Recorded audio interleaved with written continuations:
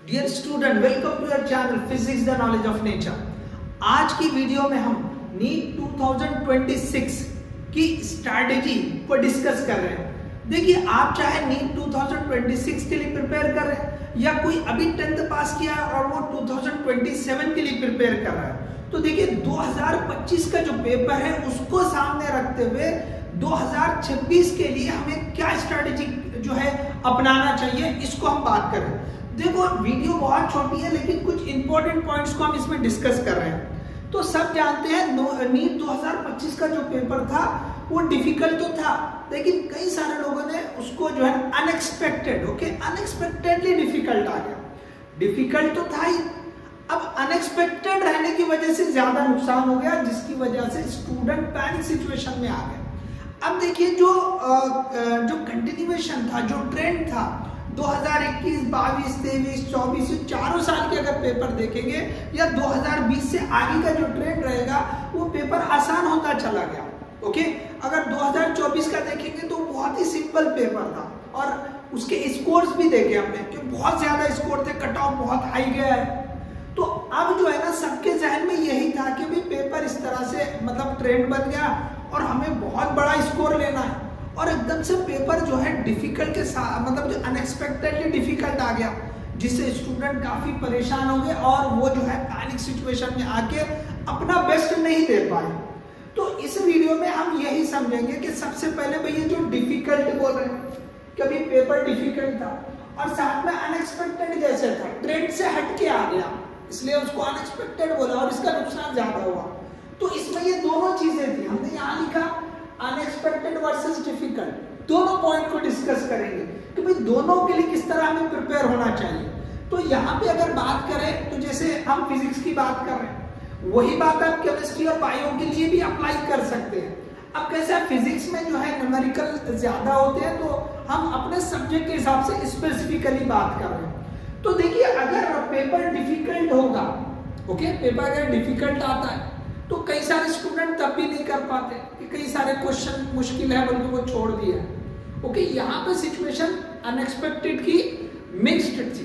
तो पहले हम बात करें भी डिफिकल्ट पेपर, अगर यहाँ से आगे सोचे कि भी इसी तरह का ट्रेंड रहे, पेपर का लेवल ऊंचा हो गया, हाई हो गया, डिफिकल्ट क्वेश्चन आने लगे, तो देखिए जो हमको प्रिपरेशन करना है वो कंसेप्चुअली इंक्रीज करना पड़ेगा। ओके, जैसे 2024 और 23 के पेपर देखेंगे, कंटिन्यूअसली जो है वो कट ऑफ बढ़ती चलेगी, पेपर आसान थे, मार्क्स ज्यादा आ रहे थे। तो आपको जो है ना इन डेप्थ स्टडी करनी पड़ेगी कंसेप्ट वाइज। ओके, कंसेप्ट को ज्यादा बिल्ड करने की जरूरत है। तो कंसेप्ट को बिल्ड करना है तो आपको थॉरोली, ओके, जो एनसीईआरटी है उसको थॉरोली स्टडी करनी पड़ेगी। कि कई सारे लोग तो एनसीईआरटी को देखते ही नहीं है। ओके, सिंपली क्या है, जो चैप्टर चढ़ा, जो टीचर पढ़ाए, ठीक है, चलो उनसे सीख लिया जो भी है, और साथ में कुछ क्वेश्चन की प्रैक्टिस कर ली। आपको एनसीईआरटी के क्वेश्चन भी सॉल्व करने चाहिए, तो आपको कंसेप्ट समझ में आएंगे, मतलब और ज्यादा कंसेप्ट क्लियर होगा। ठीक है, टीचर तो पढ़ाती है, हर एक टीचर पढ़ाते हैं, लेकिन जब आप खुद से आप खुद से अगर एनसीईआरटी को क्वेश्चंस को सॉल्व करेंगे, एनसीईआरटी को खुद से रीड करेंगे। देखिए, टीचर तो सारी चीजों को एक्सप्लोर कर देता है, ओके, वो बोल देता है, तो एक बार आपने सुन लिया तो याद थोड़ी रहता है कि टीचर जो पढ़ा दिया 100% याद रहे, ऐसे तो नहीं होता है। कुछ ना कुछ चीजें तो उसमें से भूल ही जाती है।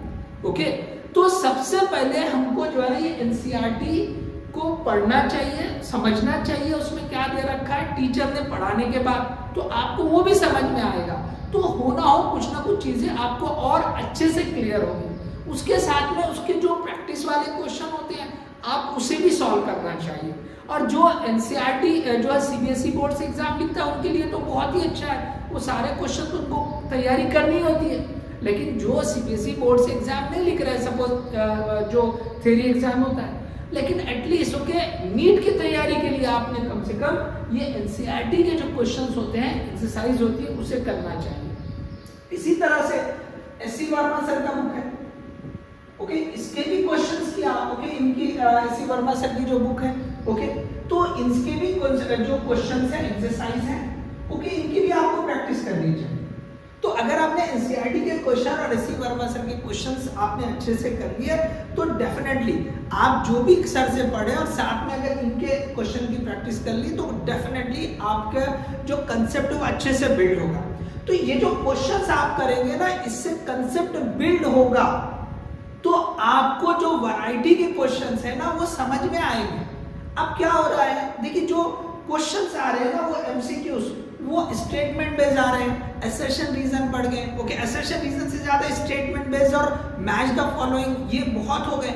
तो स्टेटमेंट बेस्ड क्वेश्चन जब तक आप ये अच्छे से पढ़ेंगे नहीं एनसीईआरटी, जब तक इनके क्वेश्चंस नहीं करेंगे तो ये थोड़ा सा क्लियर होना मुश्किल है। आप बोलेंगे कि सर हम जो है ना स्टेटमेंट बेस्ड क्वेश्चन जो नए नए इसमें आ रहे हैं हम वो सारे कर लेते हैं, बिल्कुल, लेकिन उससे हटके भी क्वेश्चन बन सकता है। अगर कंसेप्टुअली आप क्लियर रहेंगे तो ये जो क्वेश्चन ओके अलग अलग भी आएंगे तो आप कर सकते हैं। हाँ, आपको प्रैक्टिस के लिए वो बिल्कुल रिफर करना चाहिए ताकि आपकी स्पीड बढ़े, आपके सामने से वो क्वेश्चन जाए, आपने जो कंसेप्ट सीखा उसके ऊपर क्वेश्चन कैसा बन के आ रहा है उसकी प्रैक्टिस के लिए आपने जो है ना बिल्कुल जो रिसेंट मटेरियल है जिसके अंदर जो है स्टेटमेंट बेस्ड क्वेश्चन हो, मैच द फॉलोइंग हो या असर्शन रीजन हो या और भी कुछ नए टाइप के कुछ क्वेश्चन इसमें अगर बन सकते हैं तो वो आपके सामने से जाना चाहिए।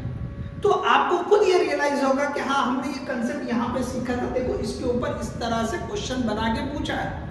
तो ये जो है ना आपको स्ट्रैटेजी अपनाना चाहिए, जो डिफिकल्ट पेपर होगा, पेपर की डिफिकल्टी लेवल को ओके क्रॉस करने के लिए आपको अच्छे से क्वेश्चन करने आना चाहिए, चाहे कितना भी डिफिकल्ट पेपर हो।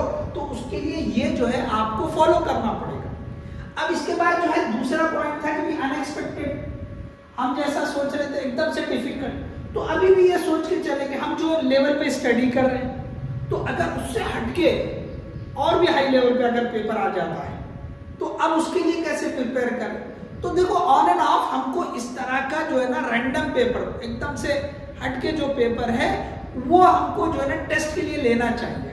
जो इंस्टीट्यूट है उन लोगों ने ये जो है ना 2 महीने में एक आध बार है ना एकदम से डिफिकल्ट लेवल का पेपर जो है बच्चों को देना चाहिए और बच्चों से मतलब वो देखना चाहिए कि बच्चे इसको किस तरह से अटेम्प्ट कर रहे हैं, वो किस तरह की सिचुएशन में जा रहे हैं, क्या फिर से पैनिक हो गए वो डाउन हो रहे हैं। तो हो सकता है 1 से 2, 2 से 3 जो टेस्ट होंगे ऐसे डिफिकल्ट वाले आप 2-2 महीने में रखें, अचानक से कभी रख ले, कभी जो है 1 महीने के बाद ही ले ले, बच्चों को अंदाजा नहीं होना चाहिए कि कब ले रहे हैं।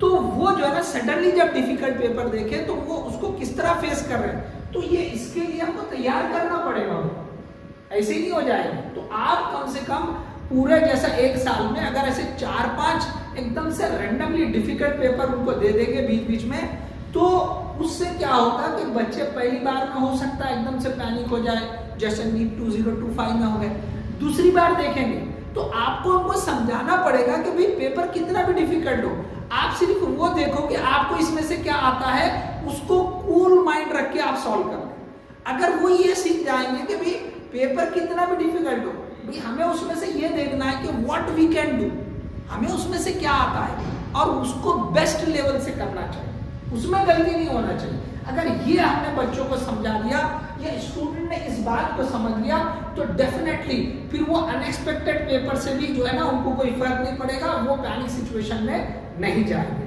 तो यही 2 बातें जो है मैंने एक सिंपल सी नीट स्ट्रैटेजी फॉर 2026 जो है मैंने उसके लिए रखी है। ओके, सो होप आपको इससे डेफिनेटली फायदा होगा।